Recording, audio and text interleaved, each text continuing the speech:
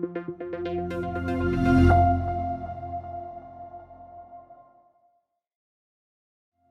noite mais uma vez. Esse é o nosso movimento de células. Se você ainda não participa, você é muito bem-vindo a participar das nossas células. É um lugar da manifestação do poder de Deus, é um lugar da presença do Espírito Santo, é um lugar onde Deus se revela e onde a gente é pastoreado, onde a gente é cuidado e onde a gente também cuida. Célula é tudo isso. E o pastor tem ministrado um curso que é Sangue nos Umbrais, que é do nosso pastor Oswaldo Lobo, e ele tem feito a sondagem espiritual, e hoje é a 4ª parte, sondagem espiritual, encontrando as fortalezas na vida e na alma, e eu quero dar continuidade naquilo que ele tem falado, nessas últimas quarta-feiras aí passadas, e nós vamos dar continuidade nessa noite. Sentado mesmo, feche teus olhos, peço para Deus falar contigo. Peço para Deus te mostrar áreas na tua vida que talvez exista uma fortaleza, que talvez você nunca tenha percebido até que aquilo era uma fortaleza.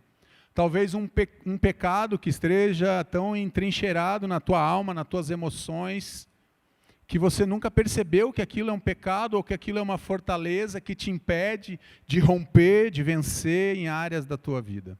Senhor, nós estamos diante da tua palavra, Jesus. E a tua palavra é que liberta. Conhecereis a verdade, e a verdade vos libertará. Nós somos libertos pelo poder da palavra. E é isso que é anunciado aqui nesse púlpito, Pai, o poder da palavra de Jesus Cristo. Se, pois, o Filho vos libertar, verdadeiramente sereis livres. E a tua palavra diz que a fé vem por ouvir e ouvir a palavra de Deus, e nessa noite nós queremos ouvir a tua palavra, a tua voz, que ministre nos nossos corações, em nome de Jesus. Em nome de Jesus, amém? Amém. Eu quero rapidamente passar pelo aquilo que o pastor já tem colocado para a gente, não tão rápido assim. Então, interpretando os sintomas. Primeira coisa que a gente precisa entender, que muitas vezes as pessoas nos procuram nos gabinetes, elas chegam, pastor, eu estou com um grande problema financeiro, eu estou com um grande problema na minha área emocional, sentimental, eu tenho problemas em relacionamentos, eu tenho problemas financeiros, eu tenho problema de todas as ordens, pastor, que você possa imaginar. E ela vem contando os problemas e a gente começa identificando que muitos dos problemas que as pessoas nos relatam são sintomas. Sintomas daquilo que elas estão vivendo. Que o grande problema ou a grande raiz da dificuldade que ela enfrenta não é. Só que às vezes nós confundimos sintomas com a raiz, ou seja, nós confundimos assim, os sintomas com o problema. A febre é um sintoma, que algo está disfuncional no teu organismo. Então você precisa ir no médico e você vai, e o médico olha a garganta, ele aperta a tua barriga, e ele pergunta, dói aqui, ele vê e olha dentro do teu ouvido e assim vai, porque ele quer identificar aonde está aquela infecção, porque ele quer te dar o tratamento correto. O tratamento, aquele remédio para aquele tratamento que você precisa, para aquele tipo de inflamação ou infecção. Então é muito importante a gente interpretar o quê? Os sintomas. A pessoa chega sempre falando dos sintomas. O meu sintoma é um problema financeiro. Ela acha que a vida dela, o aprisionamento é financeiro. Mas o problema financeiro às vezes é só um sintoma, na grande maioria. Por que isso acontece? Porque é um grande diagnóstico acurado. Então, Marcos 9:21, Jesus perguntou há quanto tempo isto vem acontecendo com essa criança. Os discípulos não conseguem expulsar aquele demônio daquela criança. Há quanto tempo isso está acontecendo? Quando Jesus pergunta, e é direcionado, o tempo é porque a gente entende que na linha da vida daquela pessoa, na linha do tempo dela, aconteceu alguma coisa que aprisionou ela, ou um espírito de enfermidade. É o paralítico do tanque de Betesda, João 5. É a mulher encurvada, 18 anos. É a mulher de fluxo de sangue, há 12 anos. Aconteceu alguma coisa que trouxe uma autorização para que aquele espírito de enfermidade pudesse estar oprimindo, aprisionando aquela pessoa. Ou seja, dentro de uma fortaleza. Então o pastor passou por iniquidade dos pais, ou seja, herança familiar. 1 Pedro, não foste com coisas corruptíveis como ouro e prata, que vocês foram resgatados, da vã maneira de viver que por tradição ou legado vocês receberam dos vossos pais. Eu quero te dizer uma coisa para o início de conversa. Você recebeu uma herança espiritual dos teus pais. Eu recebi uma herança espiritual dos meus pais. E essa herança ficou na minha vida muitos anos. Até eu me levantar, até eu ter entendimento bíblico da palavra de Deus para chegar e me posicionar diante daqueles pecados familiares que estão lá na minha linhagem, que são geracionais, e eu rompi com aqueles pecados. Vou dar um exemplo aqui. O espírito de vício tem na minha linhagem. Eu bebi, alguns familiares da minha família bebem até hoje, tem problema. Fumam até hoje, tem problema. Então eu tive problema também, era uma herança familiar, mas eu me levantei contra aquilo e rompi. Toda a minha família vem com quebra de aliança, adultério, traição, separação, divórcio, mas não é um caso, são vários casos. Eu também rompi com isso na minha vida e na vida dos meus filhos. Estou casado há 27 anos. Amo a Maria. Ela me ama, mas eu amo mais ela do que ela me ama, porque é mais fácil, né? Vocês estão dando risada. Diga aí para a tua mulher que você ama mais ela também. Quebra de alianças. Então eu já falei um pouquinho também que eu quebrei as alianças. A minha família quebrou alianças. Nós quebramos alianças. Muitas vezes nós fazemos pactos, nós fazemos alianças e nós não cumprimos com aquilo que nós acordamos. Não é verdade? O envolvimento com religiões não cristãs, isso também acontece muito. A gente se envolve com seitas, com outro tipo de religiões que não levam a Deus, que não apontam para Deus, que o destino e o caminho é totalmente separado daquilo que Deus veio fazer. Quando Jesus diz, eu sou o caminho, João 14, ele vai dizer, eu sou a verdade, eu sou a vida. A verdade é que nós muitas vezes ficamos aprisionados com medo do diabo. Sendo que se nós começarmos a vencer os nossos pecados, a nossa herança, as nossas iniquidades, o diabo vai bater em retirada. A verdade é que ele vive nos sugestionando para que a gente continue vivendo num caminho de desobediência, de quebra de aliança. E é isso que acontece. Rebelião à autoridade, rebelião aos pais, rebelião ao chefe, rebelião ao pastor.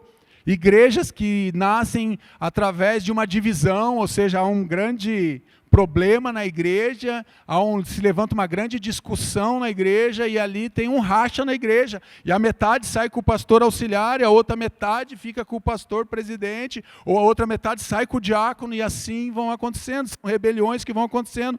Muitas vezes nós nos rebelamos contra Deus, nos rebelamos contra as pessoas que nós amamos. Rebelião. A ausência de perdão. O pastor falou muito a semana passada sobre a ausência de perdão, a ponto de dizer que são os casos de maior dificuldade que a gente enfrenta no gabinete. Ele falou, e eu também concordo com ele, as maiores dificuldades de aprisionamento espiritual, muitas vezes é na falta de perdão, porque a gente usa a justiça própria. Mas foi ele que me machucou, foi ela que me feriu, foi ele que me abandonou, foi ela que me rejeitou, e a gente traz um senso de uma justiça própria para dentro do nosso coração, e isso nos incomoda. E eu não quero perdoar, afinal de contas, isso dói em mim, só que dói muito mais enquanto você não perdoa, porque você fica aprisionado. O pastor falou também no sentimento de culpa que as pessoas carregam dentro do coração. Às vezes nós pedimos perdão para Deus, pedimos perdão para a pessoa, ou perdoamos a pessoa que nos agrediu, que nos ofendeu, que nos machucou, mas nós continuamos dentro do nosso coração, nós não nos perdoamos. Carregamos um sentimento de culpa. E isso vai gerar o quê? O orgulhoso. A pessoa orgulhosa, às vezes o orgulho bate forte dentro do nosso coração e todos nós, em algum momento da vida, ou fomos, ou estamos sendo, ou seremos orgulhosos em algum momento ou em alguma área da nossa vida. Porque tem áreas da minha vida em que eu sou bom, então aquilo pode gerar um orgulho. Tem áreas na minha vida que eu não sou nada bom, eu tenho que melhorar muito, em muitas áreas. Mas naquilo que eu sei fazer, ou naquilo que eu me sinto, que eu tenho confiança naquilo que eu faço, eu posso me achar o máximo, o suprassumo. Então isso também vira orgulho dentro do nosso coração. E o pastor também falou, orgulho traz derrotas. Ele falou também sobre a idolatria. E a idolatria está dentro do nosso coração. Pensamos em idolatria muitas vezes apenas em imagens, apenas naquilo que nós estamos colocando, ou sendo devoto. Quando você conversa com alguém que tem imagem, ela nunca diz que ela adora imagens. Não, pastor, eu só sou devoto daquela entidade, ou daquela imagem, daquele santo. Mas devoto nada mais é do que um sinônimo de idolatria, quando você vai no dicionário. E aí algumas pessoas até dizem, mas você também é, porque você carrega uma foto da tua esposa e dos teus filhos. Isso é idolatria. E eu falo, não, isso aqui é saudade que eu sinto deles. E eu olho para a foto porque eu amo eles, mas eu não fico idolatrando eles. É diferente. Eu não fico me ajoelhando diante da foto, eu não fico clamando por uma foto, ou por aquilo que eu realmente tenho buscado através da minha família. Então a idolatria também é algo que nos afasta, porque Deus é incomparável. E na semana passada o pastor parou em desonrar pai e mãe. E ele foi falando que dá desdobramento, tem desdobramento. Quando você não honra teu pai e tua mãe, eu quero te dizer que no teu coração você se tornou rebelde. Não tem ninguém que desonre pai e mãe que não seja rebelde contra pai e mãe. A rebelião vai estar ligada ao teu coração se você desonra pai e mãe. Eu quero dizer que você está em rebelião, porque a palavra diz que nós devemos honrar o nosso pai e a nossa mãe. Não é isso? Está lá o mandamento em Êxodo 20, honra teu pai e tua mãe. E vem com uma promessa, para que te prolongue os teus dias na terra. Então quando você desonra pai e mãe, eu quero te dizer que você está vivendo em rebelião. Pastor, está pegando pesado? Não. Estou te dando orientações bíblicas, dentro da palavra de Deus, daquilo que nós vivemos. E eu quero agora começar a partir daí, para a gente meditar um pouquinho nessa noite, sobre pecado secreto. Secreto é aquilo que está em oculto. Pecado e secreto é aquilo que eu não mostro para ninguém. Ninguém tem acesso. Eu não deixo ninguém ver. Eu não demonstro para ninguém. Eu entro num relacionamento e eu só quero mostrar aquilo que eu sou bom. Eu não quero mostrar para a pessoa, para quem eu estou me relacionando, que eu tenho meus defeitos. Então, eu tento esconder o máximo daquela pessoa amada ou daquelas pessoas os meus defeitos. Ou seja, aquilo fica num lugar secreto, um lugar escondido. E muitas vezes esse lugar escondido está dentro da nossa alma, dentro das nossas emoções. É um lugar secreto que ninguém tem acesso, mas eu tenho. E eu sei que eu sou assim. Olha o que diz a palavra de Deus lá em Provérbios 28, 13. O que encobre as suas transgressões nunca prosperará, mas o que as confessa e deixa alcançará o quê? Misericórdia. Provérbios 28, 13. Funciona, então, esse que encobre, que vive dentro de um pecado ou pecados secretos, funciona como uma âncora que trava o desenvolvimento e impede o desempenho de uma vida próspera. Te segura. A âncora, você sabe que vai puxar para onde? Para baixo. Para te deixar, a âncora deixa o navio parado, não é isso? Então, muitas pessoas que têm pecado secreto, elas estão ancoradas naquele pecado. Elas não andam para lugar nenhum, elas não conseguem navegar em nenhum mar. E nada vai estar bom para ela, porque tudo vai ser gerado um descontentamento dentro do coração daquela pessoa, porque ela tem pecados ocultos, pecados secretos. Você já ouviu isso, ou talvez a tua família já tenha falado, ou talvez você tenha falado. Esse assunto é proibido. Não toca nesse assunto. Não fala isso com o teu pai. Se o teu pai souber o que você fez, se prepara. Isso aqui ninguém pode saber. Isso aqui é um segredo de família. Só eu já ouvi isso, alguém mais já ouviu, alguém já falou isso? Às vezes nós falamos e vivemos dentro de pecados secretos, ocultos, dentro da nossa alma, dentro da nossa existência. O conselheiro deve estabelecer um laço de confiança e ética. Então, quando a gente atende pessoas no gabinete, primeira coisa que eu preciso estabelecer com aquela pessoa, ela tem que entender que ali tem um laço de confiança. Aquilo que vai ser falado no gabinete vai ficar no gabinete. Então, quando vocês me verem aqui contando alguma experiência de gabinete, pode ter certeza que eu descaracterizei. Pode ter certeza mesmo. Pastor, você mentiu? Não, eu estou descaracterizando. Se eu falo, às vezes eu falo sempre que eu atendi um homem, é uma mulher. Ah, você está mentindo? Não estou mentindo. Eu tenho que proteger as pessoas. Eu descaracterizo o caso, para que ninguém saiba, porque daqui a pouco tem alguém que está sentado aqui, conhece a vida da pessoa, o pastor está falando do fulano lá. Inclusive é meu parente, é meu familiar, porque eu sei que o pastor atendeu ele a semana passada. Então a gente tem que tomar muito cuidado quando a gente vai fazer menção de alguma coisa. Por quê? Porque tem a questão da confiança e da ética pastoral. Então aquilo que eu converso no gabinete tem que ficar no gabinete. Se a pessoa que foi atendida ela quiser compartilhar com outras pessoas, ela tem todo o direito, mas da parte da gente, da parte dos pastores, nós temos que ficar realmente em segredo daquilo, nós não podemos contar. Coloca aí para mim Josué 6,17, olha o que acontece quando a gente começa a ter pecado secreto na alma da gente. Eu quero falar um pouquinho sobre a história de Acã, que está em Josué 7, mas antes eu quero ler Josué 6, 17 e 18, coloca aí para mim. A cidade, com tudo que nela existe, será consagrada ao Senhor para destruição. Está falando de Jericó aqui, gente.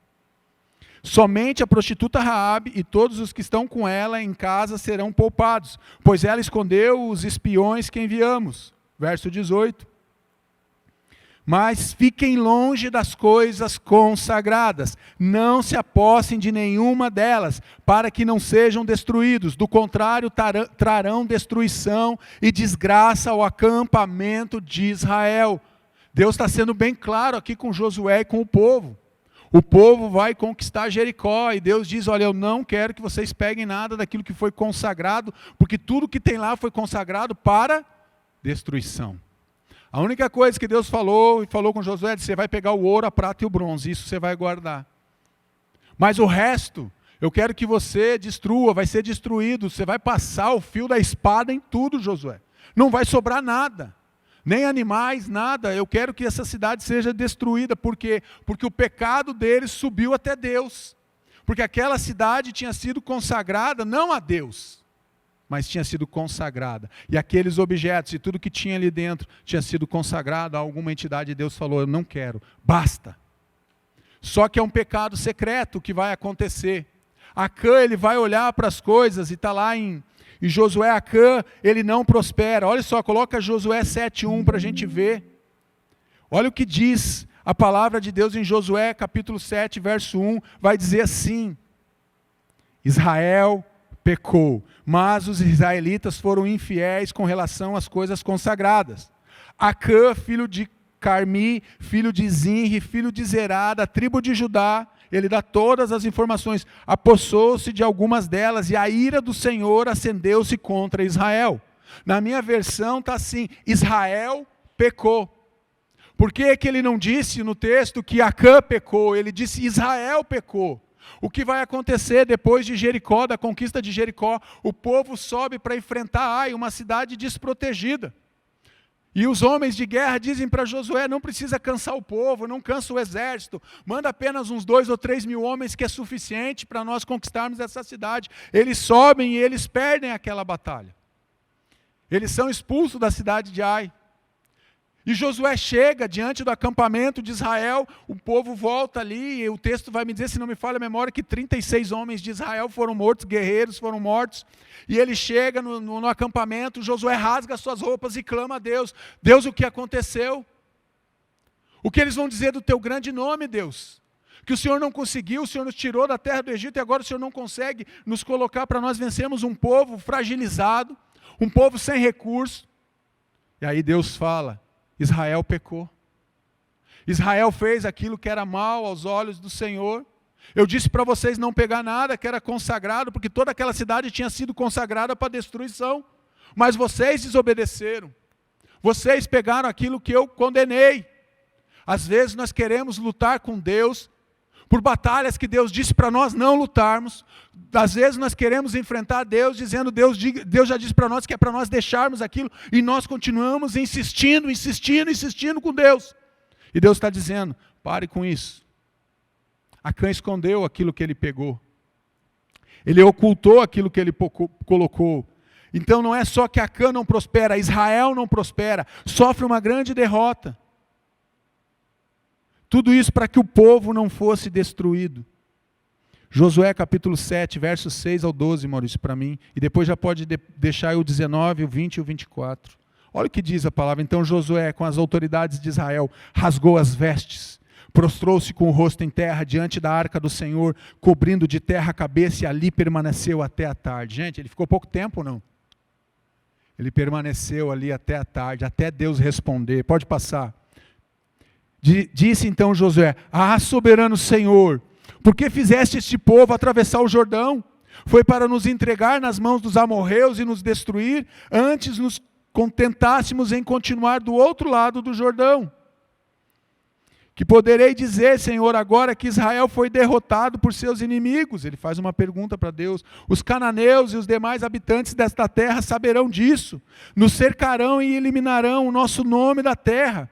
Que farás então pelo teu grande nome? Homem inteligente, ele apela para Deus.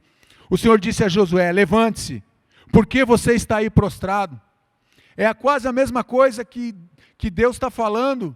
Que Deus falou com Moisés, quando Moisés chega diante do mar, atrás dele vem o exército de Faraó, e ele começa a clamar, e o povo murmura, e nós vamos morrer, porque nós estamos de frente do mar vermelho, e atrás agora vem vindo um grande exército, e ele começa a clamar, e Deus, Moisés, para, por que você está clamando? Diga para o povo que marche. E aqui Deus está dizendo a mesma coisa para ele, diz, o que você está clamando? Se levante, Josué. Se levante, você é o líder dessa nação. Aí ele fala, Israel pecou, violou a aliança que lhe ordenei, apossou-se de coisas consagradas, roubou-as e escondeu-as e colocou junto dos seus bens. Pecados ocultos, pecados secretos. Escondemos as coisas, vivemos às vezes dentro de pecados secretos. Está aqui. Por isso os israelitas não conseguem resistir aos inimigos, fogem deles, porque se tornaram merecedores da sua destruição. Não estarei mais com vocês, se não destruírem do meio de vocês o que foi consagrado à destruição. Gente, que palavra de Deus, que palavra que Deus está trazendo para o povo. Deus está dizendo, Josué, eu não serei mais com vocês, se vocês não destruírem aquilo que eu já condenei. Vocês estão querendo ressuscitar aquilo que eu condenei. Vocês estão querendo se apropriar daquilo que eu disse que é impuro. Muitas vezes nós fazemos isso na nossa vida. Continuamos alimentando os pecados secretos. Presta atenção. Muitos homens estão aprisionados em pornografia. Deixam as suas esposas dormindo. E vão navegar meia-noite, 1h, 2h da manhã por sites. Isso é pecado secreto, você acha que não vai dar nada. Você acha que você pode esconder isso de Deus. Homens, mulheres também fazem isso, a frequência é menor, mas também fazem, porque eu já atendi pessoas com problema nessa área. Você acha que não vai dar nada, está no oculto, está no secreto. Ninguém está vendo, pastor. A minha esposa não viu, o meu filho não viu, pois é, só tem um grande problema, meu irmão. Deus viu, e Deus vê toda noite que você faz isso. São pecados escondidos. Então disse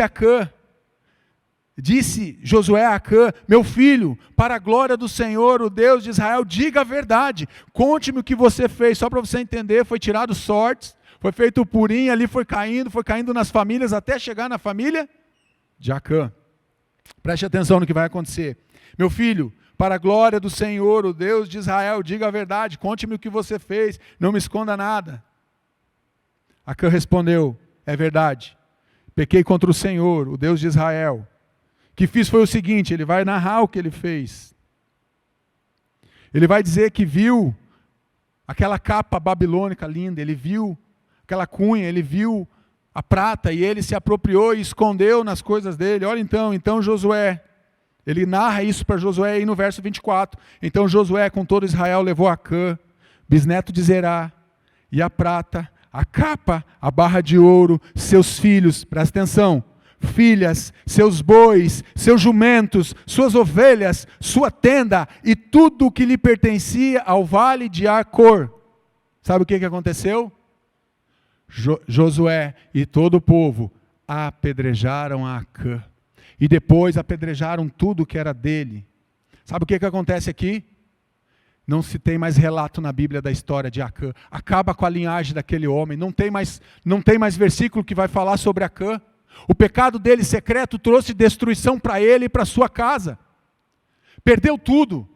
Acabou com a vida dele, acabou com as gerações dele, acabou com a linhagem dele, acabou com os animais, com os empregados, todos. O texto vai dizer que 36 pessoas foram apedrejadas naquele dia, que estavam com Acã, que eram da descendência de Acã. Não adianta a gente achar que pecado vai ficar sem consequência. Pecado oculto, pecado escondido, a gente não quer mostrar para ninguém as nossas feiuras, as nossas ranhuras, as nossas feridas. Mas elas continuam no mesmo lugar. Elas continuam falando alto. Sabe o que quer dizer vale de Acor?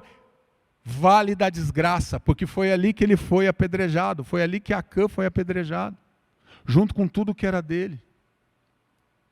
vale da desgraça. Eu quero te dizer uma coisa, não tem como ocultar as coisas de Deus. Você acha que dá para vencer Deus? Você acha que dá para brincar com Deus? É só um pecado, pastor, ninguém está vendo. É só um pecadinho de estimação. Eu tive que romper com várias coisas que eu recebi por tradição da minha família. E tinha pecados que estavam tão ocultos que eu me envergonhava e eu não queria contar para ninguém. Até que eu entendi que eu tinha que confessar isso diante de Deus. Até a ponto de um dia confessar para alguém que tinha maturidade para me ajudar. Também eu não posso confessar para qualquer um, imagina saindo contando para todo mundo.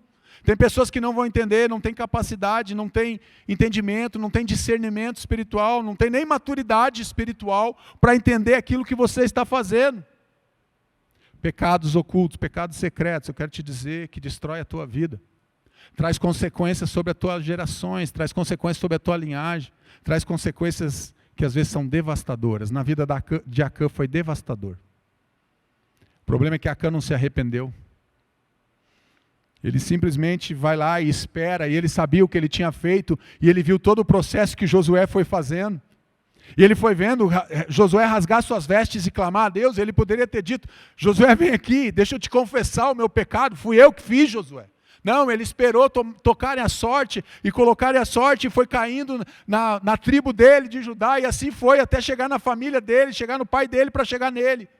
E então ele não se arrependeu, ele simplesmente confessou, porque ele foi confrontado pelo líder, ele foi confrontado por Josué. O que foi que você fez, meu filho? Vem aqui que eu vou te contar, Josué. O texto não diz que Acã se arrependeu. O texto diz que ele ocultou.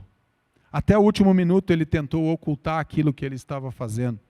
Às vezes tentamos ocultar as coisas que estamos fazendo, mas você não vai conseguir esconder de Deus, entenda isso. Nós não vamos conseguir esconder de Deus. Pare de ocultar, pare de deixar pecados secretos te dominarem. Tem pecados que dominam o ser humano, que dominam o homem. Tem gente que gosta de uma mentira. Ele não consegue falar palavras sem no meio colocar uma mentira. Leia João 8,44, meu irmão.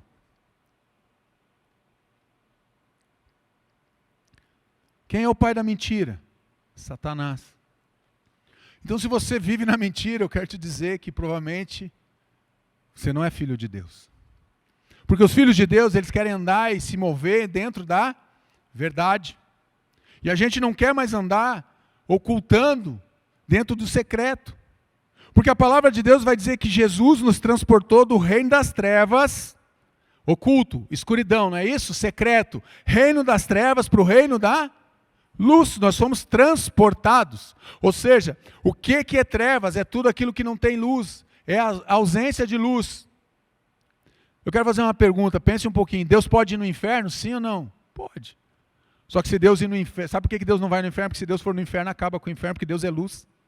E aonde chega Deus, aonde está a presença de Deus, ali é a luz. Então se Deus fosse no inferno, não tem como os demônios ficar no inferno, porque a luz do Senhor iria ocupar todo aquele lugar, por causa da santidade e da glória de Deus. Então Deus decide não estar naquele lugar, porque Deus pode estar em qualquer lugar. Deus, ele é onisciente, onipotente, onipresente, ele sabe todas as coisas. Deus tem todo o poder, Deus tem toda a autoridade. Pare de esconder aqueles pecados, pare de alimentar isso. Pare de viver num pecado secreto, que te aprisiona, dia após dia, noite após noite. Eu não conto nem para minha esposa. Como é que é? Eu não posso contar isso para o meu marido, pastor. Eu não conto isso para os meus filhos, eu não conto para ninguém. Você não deve contar para todo mundo, mas você tem que confessar as suas culpas. Tiago 5,16 deixa bem claro: confessai as vossas culpas uns aos outros para serem curados. Quando a gente começa a dar nome à nossa dor, quando a gente começa a falar daquilo que nos aprisiona, Deus começa um processo de cura dentro das nossas emoções, através daquilo que Ele faz. Muitas vezes ficamos escondidos, ficamos batendo. Já brincou de esconde-esconde? Lá em Porto Alegre era esconde-esconde. Como é que é o nome aqui? Pique-esconde? Como é que é o nome? Esconde-esconde também? A gente brinca de esconde-esconde. Tem uns que querem passar a perna, né? 1, 2, 3, 4, 5, 6, 7, 8, vira o pescoço, um olho fechado, o outro aberto, para ver para onde é que vai. 31, não era assim que batia? Sei lá como é que é aqui. Lá em Porto Alegre era assim. Aqui já é diferente. Não, aqui também é igual. A gente fica querendo ficar se escondendo. Foi isso que Adão fez. Adão tentou ocultar, deixar em segredo o pecado dele. Pecado secreto, não, ninguém vai saber. O único problema é que ele pegou de folha e foi cobrir a nudez dele. O único problema é que ele achou que Deus não estava no jardim na hora que ele pecou com Eva. E ele tenta se esconder de Deus. Adão, onde você está? Deus, ouvi a tua voz. Tive muito medo do Senhor. E eu fugi para o meio das árvores para me esconder, no meio do jardim. Vamos brincar aqui, Deus, de esconde-esconde, de pega-pega, Deus. O Senhor vem atrás de mim, eu vou me escondendo aqui com Eva, afinal de contas. Eu vi a minha feiura agora, Deus. Eu vi que eu estava nu. E eu vi que a minha esposa também estava nu. Pecados ocultos, pecados secretos vão te afastar de Deus. Te afastam de Deus. Nós precisamos entender que tudo aquilo que nós ocultamos, Satanás tem vantagem. Ele tem uma promissória que ele vem nos acusar. Ele nos acusa, está vendo aqui, Marcos? Você me deve. E aquilo fica tão escondido que eu tenho tanta vergonha que eu não quero falar para ninguém. Então eu fico alimentando aquele pecado secreto, por quê? Porque eu não quero que ninguém me veja daquele jeito. Que ninguém saiba que eu sou estourado, que eu sou ignorante, que eu sou estúpido em casa, que eu sou violento. Tentamos nos esconder da presença de Deus, ficando atrás de folhas de figueira, através de pecados secretos que nós não confessamos para ninguém, nem mesmo para Deus. Acã fez isso, Adão fez isso. E a pergunta que eu quero te fazer nessa noite é: você quer continuar fazendo isso? Você quer continuar ocultando, escondendo? Você quer continuar vivendo com pecado secreto? Pastor, só o Senhor e Deus sabe. Cada vez que eu subia naquele altar, como isso me incomodava. Mas eu estava ali no altar pregando, cantando, adorando. Eu estava ali no altar, mas aquilo ia me corroendo por dentro, pastor. Aquele pecado me corroía. Eu tive caminhão muitos anos. O pastor falou que era ato falho. E eu tinha que botar um líquido no radiador do caminhão para preservar junto com a água, aditivo, né? Não me lembro o nome agora, aditivo. E ele ficava rosinha ali, e aquela água saía e circulava no motor e voltava para refrigerar o motor do caminhão, para que não desse superaquecimento, para que não furasse o motor, as camisas que eles chamam lá, que é os kits, né? Para que aquilo não ficasse furado, para que não entrasse água no motor, para que não misturasse com o óleo e eu ter que parar o caminhão para fazer. É isso que acontece quando nós temos pecado secreto. Ele fica nos corroendo por dentro, nos corrói. E a gente tenta botar um aditivo, a gente tenta conversar, fazer uma oração e diz: está tudo bem, eu até estou levantando as mãos, estou adorando a Deus, mas aquilo continua te corroendo no secreto, no oculto, porque Ele está lá dentro de você, porque Ele continua no secreto, ninguém pode tocar, ninguém pode ver. Eu estou de calça aqui, ninguém vai ver que eu tenho uma cicatriz nesse joelho bem grande, por desobediência. Mas quando eu boto uma bermuda, você vai ver uma baita de uma cicatriz ali, só que está secreto aqui, ninguém vê aquela ferida. Pecados ocultos, pecados secretos. Essa noite é noite, nossa, já está acabando o horário, eu falei que eu ia ir em 3, pelo menos, em 3 slides do Lobo, não saí do primeiro. Meu Deus do céu. Deus sabe todas as coisas. Vamos ficar no pecado secreto, não tem problema. Essa noite é noite da gente... Quero convidar, Samuel, pode vir. Eu quero te convidar nessa noite. Essa noite é o momento da gente abandonar pecados ocultos, pecados secretos. Sabe aquilo que tem te corroído? Essa noite é noite de você deixar aqui no altar. Sabe aquilo que gera ansiedade no teu coração? Que fica em ebulição dentro de você, que você sabe. Essa noite é noite de você vir para o altar e deixar aqui nesse altar e dizer: Deus, eu não quero mais isso na minha vida. Eu não quero mais viver aprisionado, eu não quero mais ser um mentiroso, eu não quero mais ficar escondido, oculto através ou atrás de um pecado secreto que me aprisiona e que me aprisionou durante esses anos todos de vida. Coisas que eu nunca contei para ninguém. Coisas que eu nunca tive coragem de confessar para ninguém, para abrir para ninguém, falar para ninguém. Nem para o Senhor, nem para ninguém. O Deus que é um Deus de verdade, um Deus de luz está nesse lugar. E você não precisa ficar mais oprimido dentro desse pecado oculto, secreto, escondido. Deus está dizendo para mim e para você, dê um basta nessa noite. Confesse, porque aquele que confessa, encontra. Não foi isso que nós lemos? Aquele que oculta, aquele que esconde o seu pecado, a sua iniquidade, não prosperará. Davi vai chegar e vai dizer, enquanto eu escondi, enquanto eu ocultei, enquanto eu camuflei, enquanto eu empurrei o meu pecado, os meus ossos definhavam dentro de mim. Alguém via os ossos daquele homem definhando? Não, mas ele estava definhando, ele estava sendo destruído internamente, porque ele estava escondendo algo, ele estava ocultando algo. Que ele tinha vergonha, porque ele era o rei de Israel. Como é que ele ia confessar o que ele tinha feito? Então ele tenta apagar. Ele manda matar Urias, para esconder o pecado dele, só que o pecado dele, a semente do pecado já estava dentro do útero de Betseba, e ali não deu para ele esconder.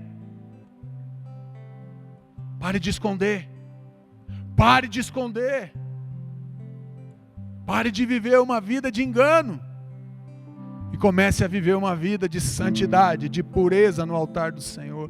Se coloque de pé que eu quero orar por você. Feche teus olhos. Essa palavra vem para nós como um alerta, não é como uma acusação, não interprete como uma acusação, mas ela vem como um alerta para nós, para a igreja do Senhor, para o corpo de Cristo que somos nós. Vocês estão olhando para um homem que não é perfeito, um homem que já fez isso. Eu estou confessando, eu ocultei muitas vezes coisas, eu escondi, eu tentei enganar Deus e me enganar, ocultando coisas que eu vivia com pecado secreto, mas eu entendi que não ia funcionar, porque eu sempre estava preso dentro de uma fortaleza, dentro de um cativeiro, porque eu queria ocultar, mentir, enganar, porque eu queria viver dentro de um pecado secreto, sem perceber. Essa noite é noite de liberdade, o Deus de toda a liberdade está nesse lugar. Gálatas 5:1 vai dizer que para a liberdade Cristo vos libertou. Cristo nos libertou para nós andarmos em liberdade. Não torneis a trazer sobre vós um jugo de escravidão. É isso que o texto diz. Você é livre, meu irmão, acredite nisso. Você é livre. Quando você se torna livre? Quando você confessa. 1 João 9 diz, se confessarmos os nossos pecados, Ele é fiel e justo para nos perdoar, para nos purificar, para nos limpar, para nos transformar de toda aquela imundícia, de todo aquilo que estava oculto, daquilo que estava nas trevas, onde Satanás tinha autorização para nos incomodar, nos perseguir e nos acusar. Mas essa acusação cessa hoje em nome de Jesus. Em nome de Jesus. Em nome de Jesus. Se você, todos de olhos fechados, se você está vivendo algo, ninguém está te vendo agora, é só você e Deus. Se você estava vivendo até nessa noite aí com um pecado secreto, só levante a tua mão que eu quero orar por você. Confesse para Deus, amém, glória a Deus. Conte para Deus, fale a verdade para Deus, pode abaixar. Fale a verdade para Deus, não adianta, você não vai enganar a Deus, você não vai conseguir continuar ocultando isso. É isso que Satanás quer, talvez ele esteja na tua mente dizendo, não levante a tua mão, não se exponha. Eu quero te dizer que você precisa se arrepender, que o arrependimento vai nos levar para um lugar de transformação, de mudança de vida, de mudança de comportamento, de mudança de atitude.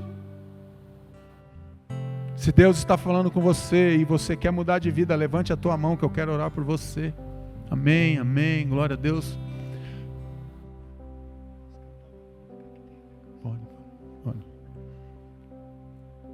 Continue com os olhos fechados, nós vamos estar adorando a Deus. E logo depois nós vamos orar por você. Mas se você tem algo que você escondeu até hoje, coloque no altar. Eu não vou chamar ninguém aqui na frente, eu não vou te expor, eu quero que você coloque aí onde você está. Só coloque isso diante de Deus e diga, Deus, eu quero sair daqui livre nessa noite. Eu quero sair daqui restaurado, Deus, nessa noite. Eu quero sair daqui liberto nessa noite. Eu não quero mais carregar nada escondido. Eu não quero mais carregar essa mochila pesada, escondendo e me escondendo das pessoas e escondendo aquilo que eu sou. Vamos orar.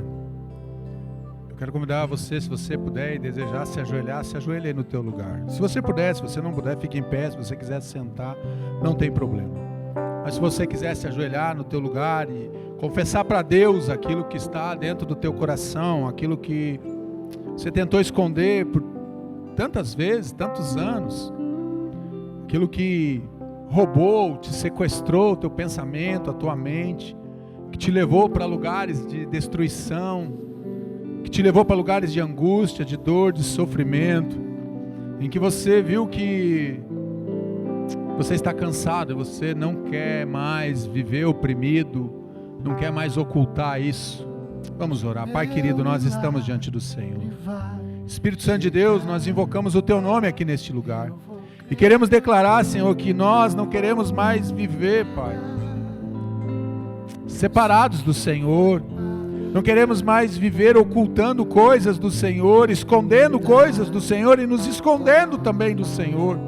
Nós estamos cansados, ó Deus, de ficar aprisionados com fortalezas que nos oprimem, Deus, através de pecados secretos, que ninguém sabe, que estão ocultos dentro da nossa alma, escondidos, trancados a 7 chaves, Deus. Mas nessa noite nós decidimos abrir, Senhor, essa caixa preta da nossa história, essa caixa, Pai, que estava lá guardados, pecados ocultos, secretos, escondidos, guardados, Senhor.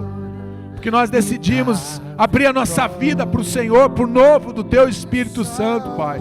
Isso não faz mais parte da nossa história nessa noite. Nós decidimos, ó Pai, confessar as nossas mazelas, as nossas dores, confessar os nossos pecados, a nossa maledicência, a nossa fofoca, a nossa estupidez, a nossa violência, a nossa ignorância, Senhor. Queremos confessar as nossas pornografias, nossas loucuras. Queremos confessar diante do Senhor, Pai, que muitas vezes nós fomos indignos, desleais com o Senhor, desleais com as pessoas que nós amamos, Pai. Muitas vezes nós fizemos isso, fomos desleais com a igreja, com a liderança, Pai. Fomos desleais, ó Deus, através de palavras e atitudes, Pai. Nós queremos confessar as nossas mentiras, os nossos enganos, Pai, a nossa soberba, o nosso orgulho, a nossa culpa, o nosso sentimento, a nossa falta de perdão, o nosso sentimento de ingratidão muitas vezes com as pessoas, mas muito mais uma ingratidão com o Senhor. Nós queremos confessar aqui nesse altar, Deus, que nós não queremos mais viver preso, aprisionado, Pai, dentro de fortalezas, cadeias, prisões que nos algemam, que nos seguravam até agora, Pai. Não, Pai, nós entendemos nessa noite, Pai, que nós somos responsáveis pelas nossas escolhas que nós fazemos. E o Senhor tem nos transportado do reino das trevas para o reino da luz do Teu Filho.